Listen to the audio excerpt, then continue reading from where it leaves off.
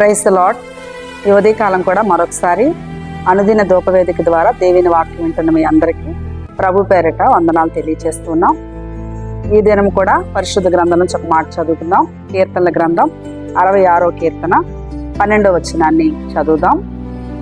నరులు మా నెత్తి మీద ఎక్కినట్లు చేసితివి, మేము నిప్పులలోను నీళ్లలోనూ పడితిమి, అయినను నీవు సమృద్ధి గల చోటికి మమ్ము రప్పించి ఉన్నావు.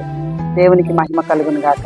ఈ ఉదయకాల సమయంలో మరొకసారి దేవుని వాక్యం వింటున్న మనందరితో ప్రభు మాట్లాడుతున్న విషయం ఏంటంటే, ఒకవేళ మీ జీవితాల్లో మీరు నిప్పులలోనూ నీళ్లలోనూ పడినట్లు ఒకవేళ మీ జీవితాలు ఉన్నాయేమో, ఈ ఉదయకాలం నిప్పులు నీళ్లు అంటే మనుషులనవి మరి ప్రమాదం కలిగించేది.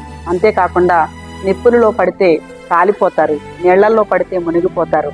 కానీ ఈ ఉదయకాలం దేవుడు మనకిస్తున్నటువంటి సందేశం ఏంటంటే, ఇదిగో ఒకవేళ మీరు మునిగిపోయే పరిస్థితిలో ఉన్నా, కాలిపోయే పరిస్థితులు ఒకవేళ మీ జీవితంలో ఉన్నా, ప్రభు వాక్యం ఏం చెప్తుందంటే, మిమ్మల్ని దేవుడు ఆ నిప్పులలో నుంచి, ఆ నీళ్లల్లో నుంచి, లేకపోతే ఆ కాలిపోతున్న మునిగిపోతున్న పరిస్థితులన్నిటిలో నుంచి ప్రభు నిశ్చయంగా మిమ్మల్ని మరలా సమృద్ధి గల చోటికి మిమ్మల్ని ప్రభు విడిపిస్తానని నడిపిస్తానని మాట్లాడుతున్నారు. కాబట్టి ఈ మాటలు వింటున్న మీ జీవితాలు ఒకవేళ ఇలాగే ఉన్నాయేమో, ఒకవేళ ఊపిరాడక, ఒకవేళ గాయపడినటువంటి కాలిపోతే ఎంత బాధ ఉంటుందో అంత వేదన బాధ ఒకవేళ మీ జీవితంలో ఉందేమో. కానీ ఇదిగో దేవుని వాక్యం ఒకవేళ ఈ ఉదయకాలం మీరు విశ్వసించగలిగితే మీరు నిశ్చయముగా సమృద్ధి గల చోటికి ప్రభు చేత నడిపించబడతారు.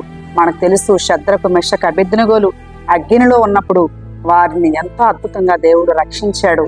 కాబట్టి ఇశ్రాయేలు ప్రజలు కూడా ఆ నదులలో పడి సముద్రంలో పడి దాటినప్పుడు మరి వారు మునిగిపోకుండా ప్రభు వారిని రక్షించాడు. ఈ విషయాలు ఎన్నో దేవుని వాక్యంలో రాయబడి ఉన్నాయి. కాబట్టి మీ జీవితాలు ఎదురవుతున్న పరిస్థితులన్నింటిలో నుంచి కూడా ప్రభు మిమ్మల్ని విడిపించగలడని మరొకసారి ప్రభు పేరు తెలియజేస్తూ ఉన్నాం. కాబట్టి ఒకవేళ మీ జీవితాల్లో మీ బ్రతుకుల్లో ఎలాంటి పరిస్థితులు ఉంటే మీరు ప్రభు తట్టు చూడగలిగితే నిశ్చయముగా మీరు సమృద్ధి గల చోటికి ప్రభు చేత మీరు నడిపించబడతారు. అట్టి కృప వింటున్న ప్రతి వారికి ప్రభు అనుగ్రహించునుగాక. ఆమేన్.